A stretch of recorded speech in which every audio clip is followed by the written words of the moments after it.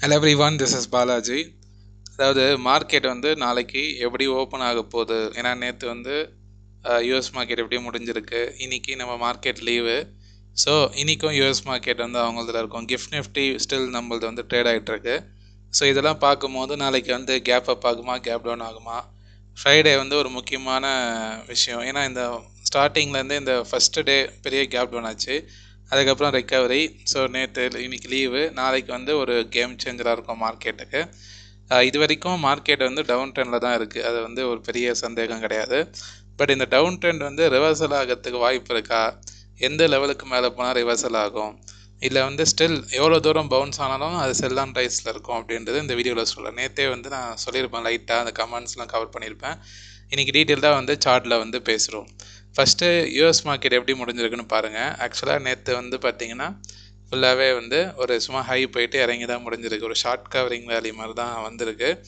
எந்த ஒரு பெரிய ரிக்கவரியும் இல்லைன்னு தான் சொல்லணும். கிஃப்ட் நிஃப்டி இப்போ வந்து ட்ரேட் ஆகிட்டுருக்கு. நான் ரெக்கார்ட் பண்ணுற டைம் வந்து 3:30 மேலே ஆகுது. ஸோ கிஃப்ட் நிஃப்டி வந்து பார்த்திங்கன்னா செல்லிங்கில் தான் ட்ரேட் ஆகிட்டுருக்கு. குளோபல் இண்டிசஸ்லாம் பார்த்திங்கன்னா நெகட்டிவில் தான், அதாவது இப்போது இருக்க டைம் படி ஒரு 100 பாயிண்ட்ஸ் நெகட்டிவில் தான் காட்டுது gift Nifty.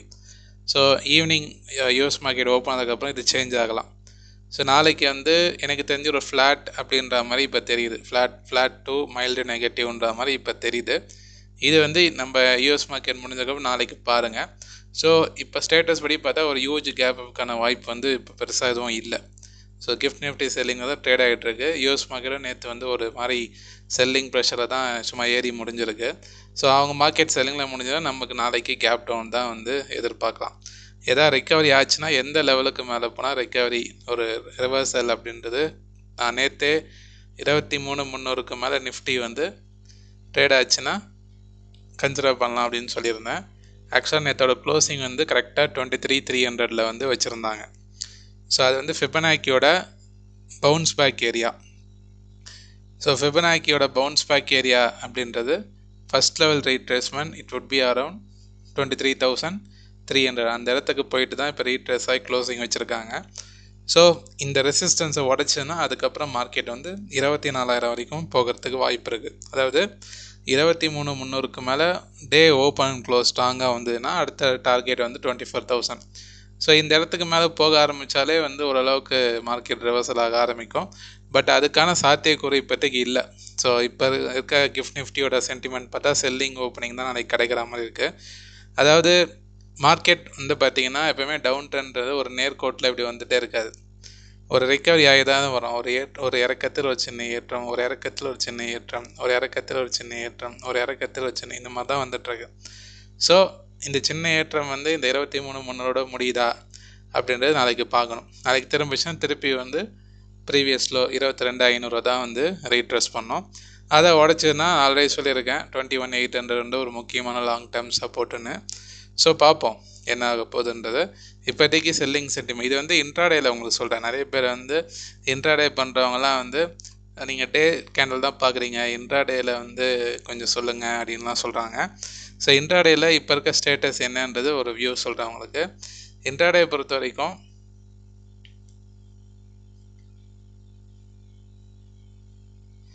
Intraday trend already வந்து ஒரு என்ன சொல்கிறது, ஒரு ரேலி ஆகிட்டு இந்த இடத்துல வந்து ஒரு சைட் வேஸ் மாதிரி சின்ன செல்லிங் மாதிரி வந்துட்டுருக்கு. ஸோ இன்ட்ராடே பொறுத்த வரைக்கும் அந்த ப்ரீவியஸை இன்ட்ராடேயில் இந்த இடம்,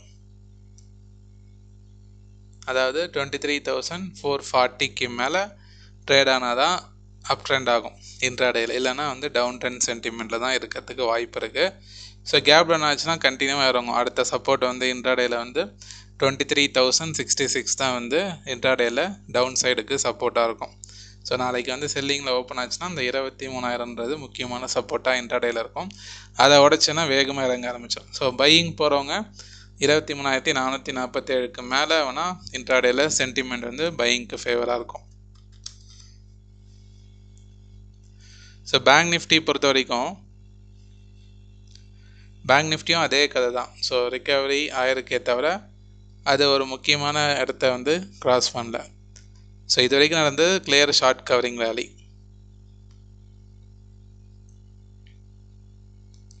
ஸோ அதுவும் ஃபிபனாக்கியோட ஃபஸ்ட் லெவல் ரீட்ரேஸ்மெண்ட்டில் இருக்குது. ஸோ 53,790 அட்லீஸ்ட் 54,000 மேலே அது போகணும். போச்சுன்னா க்ளோஸாக தான் இருக்குது. மேபி நாளைக்கு ஏறி முடிஞ்சதுன்னா ஒரு டேர்னிங் பாயிண்ட்டாக இருக்கும் மார்க்கெட்டுக்கு. நல்லா நோட் பண்ணிக்கிங்க. இன்றைக்கி 2 நாள் ஏறிச்சில்ல, தட் இஸ் ஓகே. நாளைக்கு ஏறுறது வந்து ஒரு ட்ரெண்டை வந்து சேஞ்ச் பண்ணுறதுக்கு ஒரு ஸ்டஃப் இருக்கும். நாளைக்கு நிஃப்டி ஒரு 200-300 பாயிண்ட்டுக்கு மேலே ஏறி, பேங்க் நிஃப்டி ஒரு 500 பாயிண்ட் மேலே ஏறி முடிஞ்சதுன்னா ஒரு முக்கியமான ஒரு டேர்னிங் பாயிண்ட்டாக இருக்கும். அது வந்து என்னன்றது நான் அடுத்த வாரம் வீக்லியில் சொல்கிறேன். ஓகே, ஸோ இப்போதைக்கு வந்து ரெசிஸ்டன்ஸ் எடுத்துருக்கு. நெகட்டிவில் ஓப்பன் ஆச்சுன்னா செல்லிங் தான் ட்ரிகர் ஆகிறதுக்கு நிறைய வாய்ப்பு இருக்குது. ரிலையன்ஸ் இந்த செல்லிங், இந்த வார் டென்ஷனில் பெரிய லெவல் அஃபெக்ட் ஆகாமல் இருக்குது க்ரூட் ஆயில். அதில் ரிலையன்ஸும் வந்து பெரிய லெவலில் இம்பேக்ட் ஆகாமல் அதே இடத்துல சைட்வேஸ் போயிட்டுருக்கு. ஸோ அதே இடத்துல தான் சுற்றிட்டுருக்கு. பெரிய சேஞ்ச் எதுவும் இல்லை, பெரிய செல்லிங் வராமல். ஸோ ஓரளவுக்கு மார்க்கெட்டுக்கு சப்போர்ட் பண்ணுதுன்னு சொல்லலாம். ஹெச்டிஎஃப்சியும் குட் ரிக்கவரி, ஸோ புல்லிஷில் வச்சுருக்காங்க. பட் இது போதாது. ஸோ அது இன்னும் மேலே போகணும். இப்போதைக்கு வந்து ஒரு நல்ல செல்லிங், நல்ல லோவில் இருக்குது. பட் ட்ரெண்டு சேஞ்ச் ஆகலை. ஸ்டில் அந்த செல் ஆன் ரைஸ் சிச்சுவேஷன் தான் இருக்குது.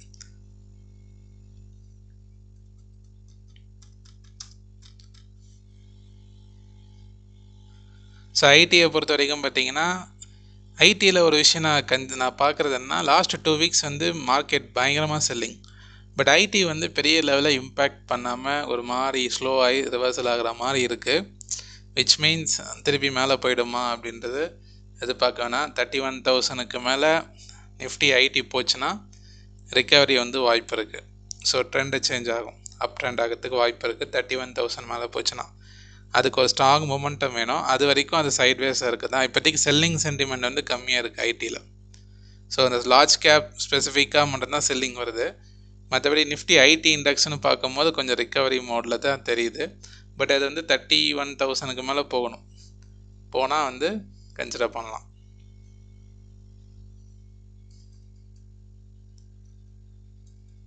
ஸோ ஸ்டாக் ஸ்பெசிஃபிக்காக இந்தியா விக்ஸ் பற்றி சொல்கிறேன்.